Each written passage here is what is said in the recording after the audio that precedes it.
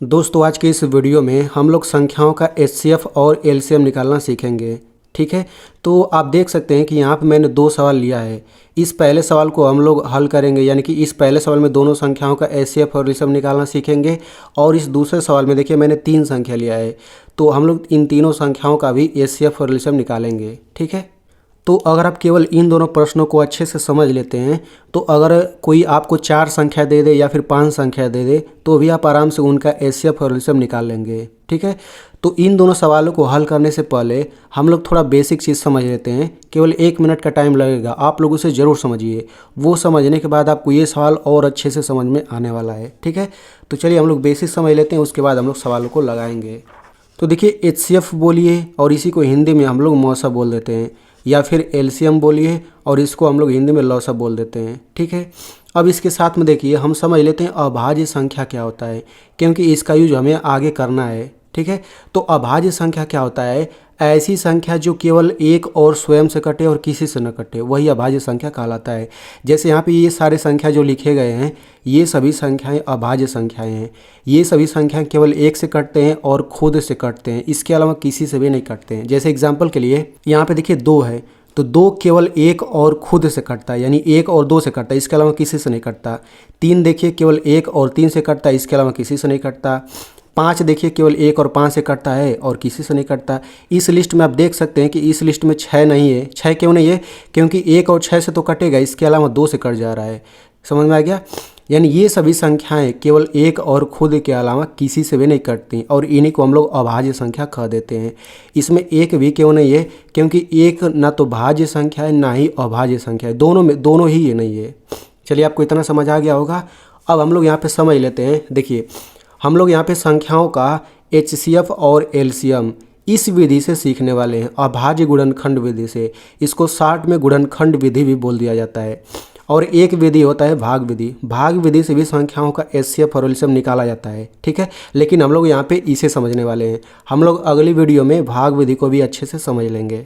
तो चलिए अब हम लोग पहले सवाल को हल करते हैं। ठीक है, तो देखिए हमें इन दोनों संख्याओं का क्या निकालना है? एचसीएफ और एलसीएम निकालना है। तो सबसे पहले हमें इन दोनों संख्याओं का अभाज्य गुणनखंड करना पड़ेगा। ठीक है, अभाज्य गुणनखंड क्या होता है? देखिए सबसे पहले इन दोनों संख्याओं का अभाज्य गुणनखंड करिए। तो सबसे पहला संख्या हम लोग 24 ले लेते हैं, तो 24 को हम लोग ऐसे लिखते हैं। फिर इसको सबसे पहले किससे काटेंगे? देखिए अभाज्य गुणनखंड इसका नाम क्यों पड़ा? क्योंकि इसको केवल अभाज्य संख्या से ही काटा जाता है। तो यहाँ पे देखिए मैंने अभाज्य संख्या लिख लिया है, तो सबसे पहले दो से ट्राई करेंगे, तो दो से कट जाएगा। ठीक है, तो दो एकम दो, दो दूना चार। ठीक है, जब भी आप दो से काटेंगे तो इसका आधा आप लिख दीजिए, तो 24 का आधा 12 होता है। फिर दो से कट जाएगा, तो देखिए दो छक्का 12, 12 का आधा 6 हो गया। फिर दो से कटेगा, दो त्या 6, 6 का आधा 3 होता है। अब देखिए दो से नहीं कटेगा, तो अब हम लोग 3 से काटेंगे, तो देखिए 3 एकम 3, बस 24 का अभाज्य गुणनखंड ये हो गया। अभाज्य गुणनखंड क्यों बोलते हैं? क्योंकि देखिए इधर जो ये सब संख्याएँ आ रही हैं ना, ये सभी अभाज्य संख्या ही आएंगी केवल। ठीक है, अब देखिए दूसरे संख्या का भी अभाज्य गुणनखंड करते हैं, 180 का ऐसे। तो सबसे पहले दो से काटिए, तो 2 9 18, ये 0। 180 का आधा 90 तो होता है। दो से फिर काटिए, तो देखिए 2 चौक 8 होता है, 8 1 9, अब ये 10 बन गया, तो 2 5 10। या फिर सिंपल 90 का आधा 45 लिखिए। अब देखिए दो से नहीं कटेगा, जब दो से नहीं कटेगा तो हम 3 पर बढ़ेंगे। बहुत लोग क्या करते हैं, इसको किससे काट देते हैं? 5 से काटना चालू कर देते हैं। अच्छा यहाँ पे देखिए जैसे 24 है ना, तो बहुत लोग यहाँ पे 4 से काट देते हैं, 4 छक्का 24। अरे भाई 4 से नहीं काटना, केवल इन्हीं संख्याओं से काटना रहता है। समझ में आ गया ना? तो चलिए दो से नहीं कटेगा तो 3 से कट जाएगा, तो 3 से काटिए, 3 एकम 3 होता है, 3 1 4, अब ये 15 बन गया, 3 5 15। फिर 3 से कटेगा, 3 5 15। अब 3 से नहीं कटेगा तो अब हमें 5 से काटना है, तो ये हो जाएगा 5 एकम 5।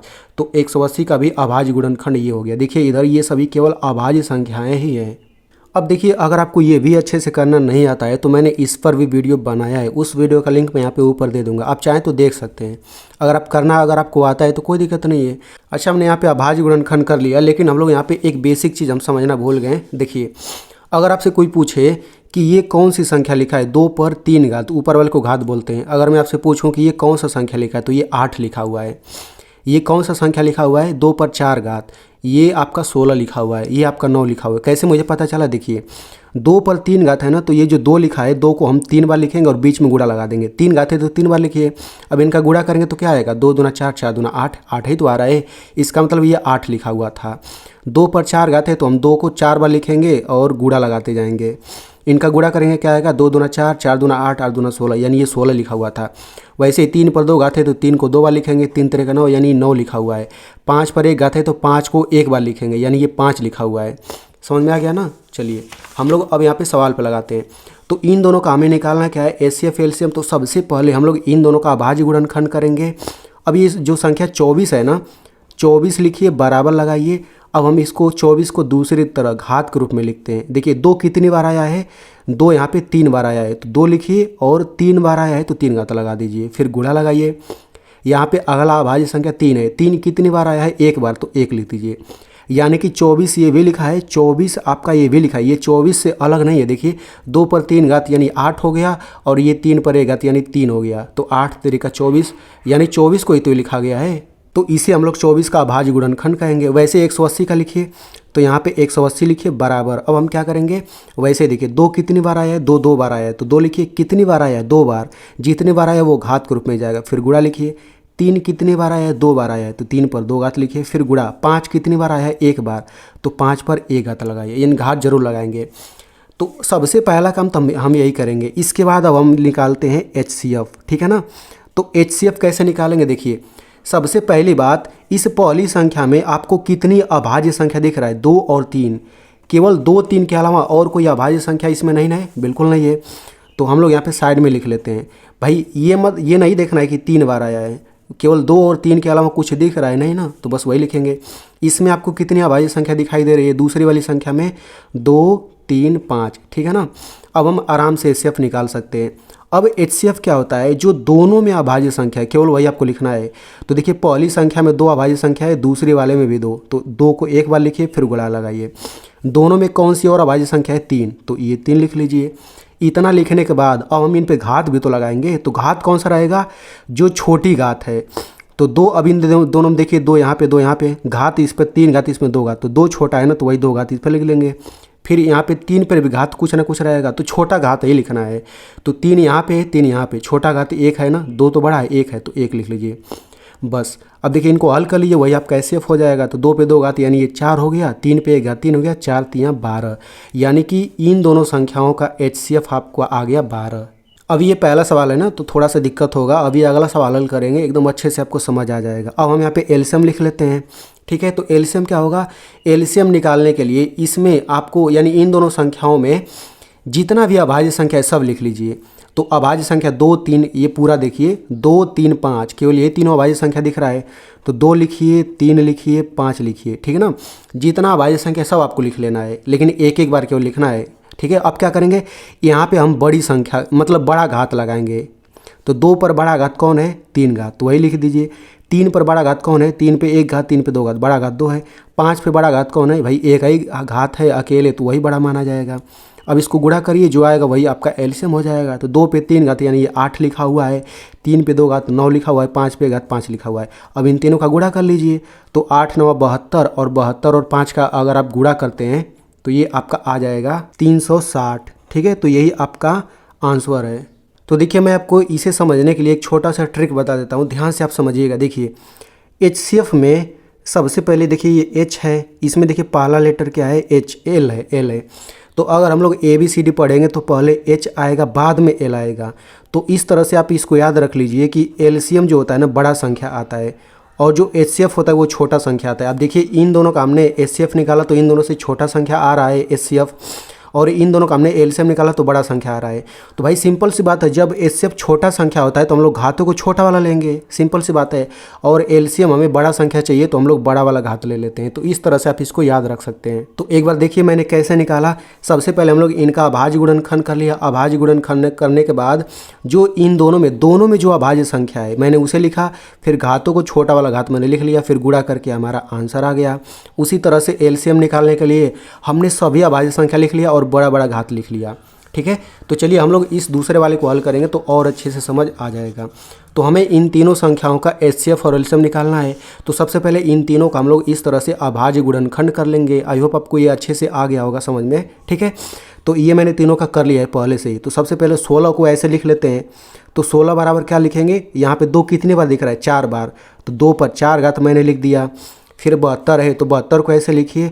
तो 72 बराबर क्या हो जाएगा, 2 कितने बार दिख रहा है, 3 बार। तो 2 पर 3 घात लिखिए, फिर गुणा 3 कितने बार दिख रहा है, 2 बार। तो 3 पर 2 घात लिख दीजिए। इसी तरह से 100 को लिखिए। तो 100 बराबर क्या हो जाएगा, 2 पर कितने बार है, 2 घात। फिर गुणा लगाइए 5 पर 2 घात। तो ये हो जाएगा 5 पर 2 घात। इसके बाद हम क्या करेंगे, देखिए इस पहले वाले अभाज्य गुणनखंड में केवल 2 अभाज्य संख्या है, तो 2 लिख लीजिए। दूसरे वाले संख्या में 2 और 3 है, ठीक है। घात नहीं देखना है, केवल इसको देखना है। इस 100 वाले में देखिए 2 और 5, केवल यही दोनों अभाज्य संख्या है। तो सबसे पहले हम लोग HCF निकालते हैं। तो HCF छोटा संख्या होता है। तो जो इन तीनों में, अब 3 संख्या हो गया ना, तो जो इन तीनों में अभाज्य संख्या उसे केवल लिखिए। तो तीनों में अभाज्य संख्या 2 है, इसके अलावा कोई नहीं है। अब HCF छोटा संख्या होता है, तो जो घात छोटा है वो लिखिए। तो यहाँ पे 4 घात है, यहाँ पे 3 घात है 2 पर, और यहाँ पे 2 घात, तो 2 ही छोटा है, ठीक है। तो अब इनको हल करेंगे, क्या आ जाएगा, 4। यानी कि इन तीनों संख्याओं का HCF 4 आ गया। अब हम एलसीएम निकालते हैं। तो एलसीएम बड़ा संख्या होता है। तो जो इन सभी में जो जो अभाज्य संख्या है सब लिख लीजिए। तो 2, 3, 5 यही तीनों अभाज्य संख्या हमें दिख रहा है, 2, 3, 5, इसके अलावा कोई नहीं दिख रहा है। अब यहाँ पे बड़ी संख्या होता है तो बड़ा बड़ा घात लिखिए। तो 2 पर यहाँ पे घात कौन सा लगाएंगे, तो केवल 2 खोजिए, सबसे बड़ा घात 4 है तो 4 लिख लीजिए। 3 पर बड़ी घात लिखिए। तो 3 केवल एक ही बार है तो 2 ही घात बड़ा रहेगा। 5 एक ही बार है तो वही वाला घात बड़ा रहेगा, ठीक है। अब इनको हल करिए। तो 2 पे 4 घात का मतलब 16 होता है। 3 पे 9 का मतलब 2 घात मतलब 9 होता है। 5 पे 2 घात मतलब 25 होता है। अब इन तीनों का गुणा करेंगे ना तो ये आपका आ जाएगा 3600। तो चलिए मैं आपको सवाल दे देता हूँ, तो आप लोग इसे ज़रूर हल करिएगा। तो आपको इन दोनों संख्याओं का HCF और एलसीएम निकाल करके इसका आंसर कमेंट में ज़रूर लिखना है, तभी तो मुझे पता चलेगा कि आपको अच्छे से समझ आ गया है।